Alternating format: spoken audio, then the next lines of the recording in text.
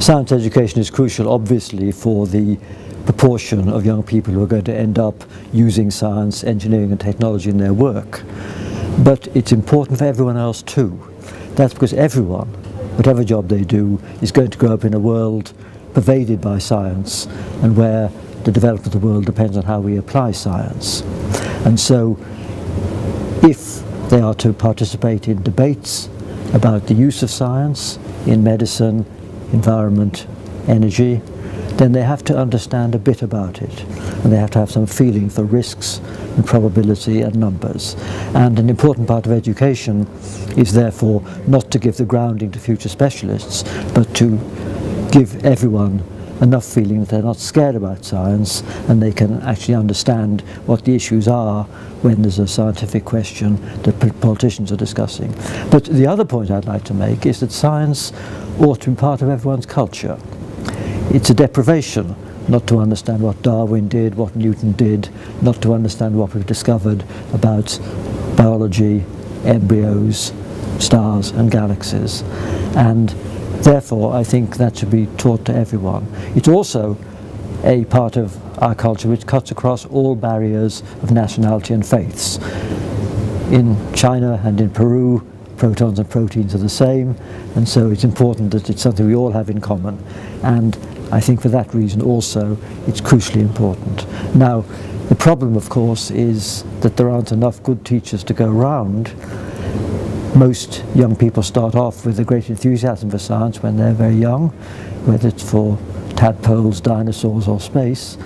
But sadly, that's often lost by the teenage years, and it's really crucial that there should be a stimulating environment in the schools which enables teachers to build on the intrinsic enthusiasm young people have and develop it into a broader education. That's very important. It's a privilege to be the ASE president because it's a chance to meet the teachers who really are doing all they can to improve the science curriculum and make it appropriate for the whole range of pupils, those who are going to be specialists and those who aren't.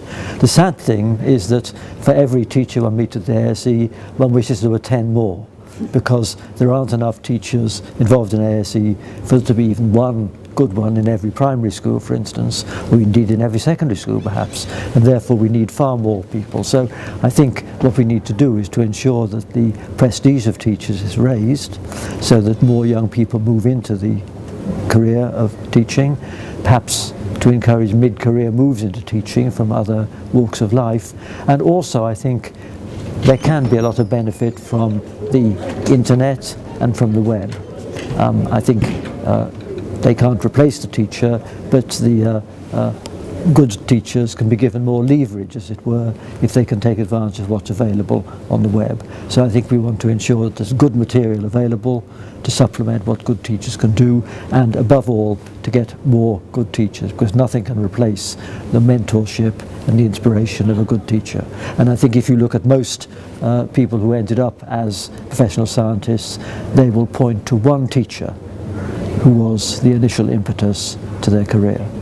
So those people are very important. What's exciting about astronomy is that it advances on a very broad frontier. New things are happening all the time. And if I think of what's going to happen this coming year, I hope we're going to learn more about Mars from the Curiosity rover that landed. I hope we're going to learn a great deal more about one of the very exciting areas of the subject which has opened up in the last decade, namely discovering planets orbiting other stars. We now know that most stars have a retinue of planets around them, just as the Sun has the Earth and the other familiar planets, and we are discovering these, and we're finding that some of them are very different from our own planets, and we're learning a great deal at a very high rate. Also, we're learning more this year about the very early stages of our universe. We believe our universe started off in a so-called Big Bang, when everything was squeezed very hot and dense, and expanded from that state about 13.7 billion years ago. And there's a spacecraft called Planck, which has been devised by the European Space Agency, and the results from that are going to be announced in April, and they'll give us important clues to what really happened right near the very beginning. And so all the way from our local corner of space, the planets of our solar system, through to the planets around other stars, all the way through to the most distant parts of the universe. There's exciting progress this year, and that's why I feel lucky to be an astronomer paid to actually think about these things.